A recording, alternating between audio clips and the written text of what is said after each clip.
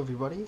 If you're watching this video, then you're probably just like me and you're super hyped about the upcoming release of Fallout 4. Bethesda's YouTube channel just recently released a video of Enon Zur, the guy who wrote the music of Fallout series, playing the Fallout 4 theme on the piano, and that got me wanting to learn how to play it myself. And I did, so this video is going to be a quick easy tutorial on how to do just that. So in order to make this as simple as possible, I broke down the song so that the right hand plays the melody and the left hand plays chords, specifically power chords. You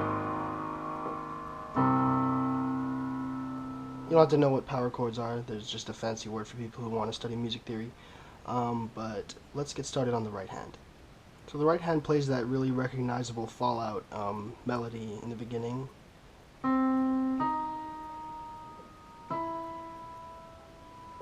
Just like that, but I like to play it with my pinky playing just an octave above, the same note though. So starts off with C, then D sharp, then E.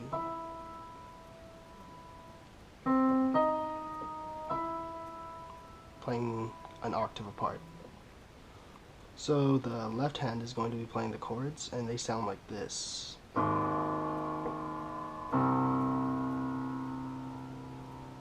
Let me play them with one finger so you can see. It's the first chord,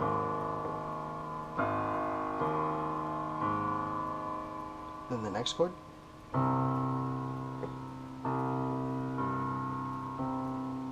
just like that.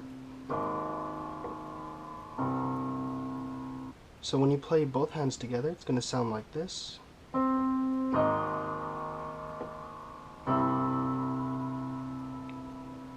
So those two last notes line up to make those big chords. Now when I play it, there's a lot of space in between right now, so I like to sort of butter it up by just playing the chords over and over again with the rhythm. So it's going to sound a little bit like this. And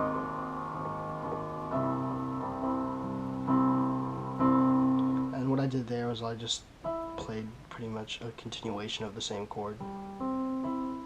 Added.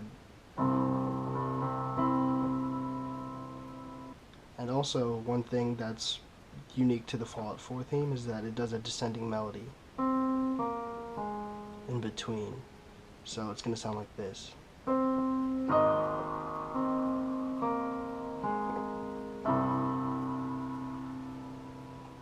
Fully fleshed out, it's going to sound like this.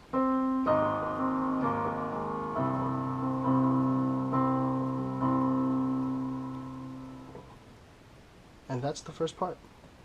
So the beginning of the second part is pretty similar to the first part, but it changes about halfway through.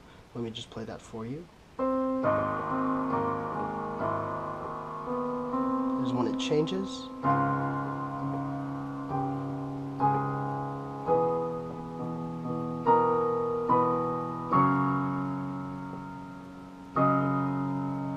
So right there is when it does that build up to the next part. So like I said, on the right hand, it's going to be the same in the beginning as the first part, except it's going to change halfway through. I'm going to play it with one note at a time slowly for you. Still the same, you want to do those descending notes. Here's where it changes. So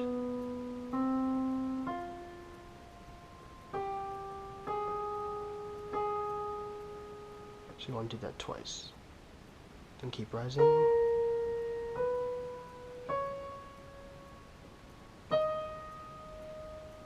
It's a lot to take in, but it's pretty easy once you get the pattern of the rise down. Let's do that one more time.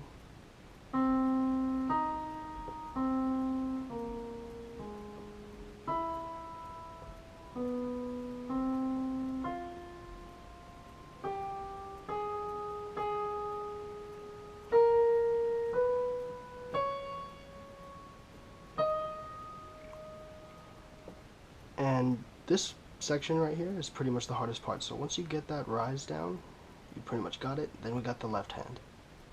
So the left hand, the chords mimic the right hand by rising along with the melody. And these are the chords you're going to need to play. It starts off with the same chord. It plays that twice. It doesn't switch off to the next chord on the next section, or the next phrase, I guess. And then it goes on to this chord. And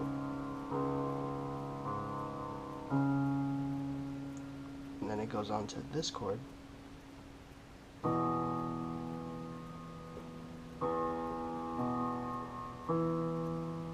And then finally, this chord.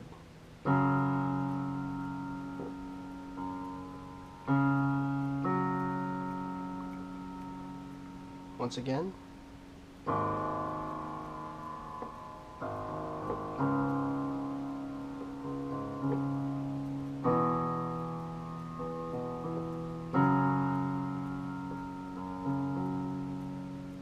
And those are the chords you need to know for this section. So here is that section with both hands at the same time. Remember, the right hand's going to be playing an octave apart, so both notes. Left hand's going to be playing the chords, and this is how it's going to go along.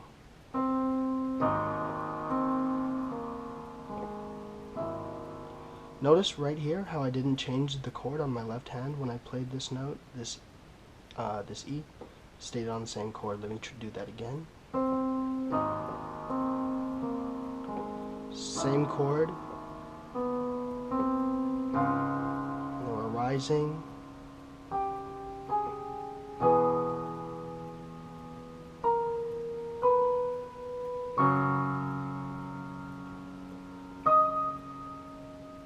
So this is the last part,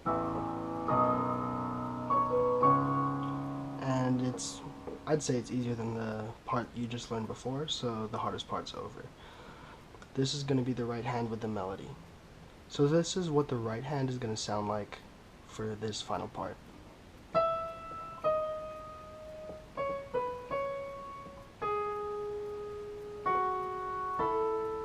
You can play this chord, or you can choose either note. I like to play both because it sounds cool. Then,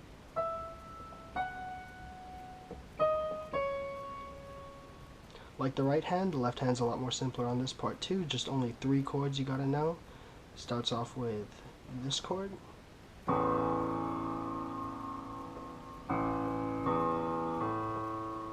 then this chord. And finally,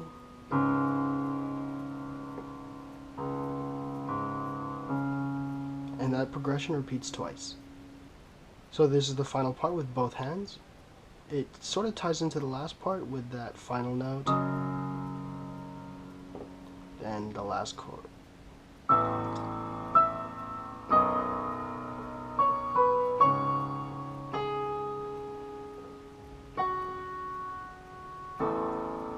That last note ties in with the repeat of the chord progression.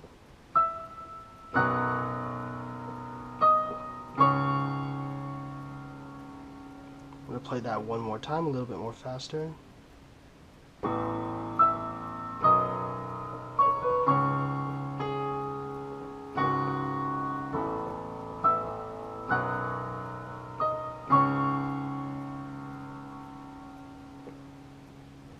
And there you go, that's pretty much the entire song. Hope you guys enjoyed. Good luck. I'm just kidding, that's like not the entire song. There's a whole bunch of stuff I skipped over, but we made it easy.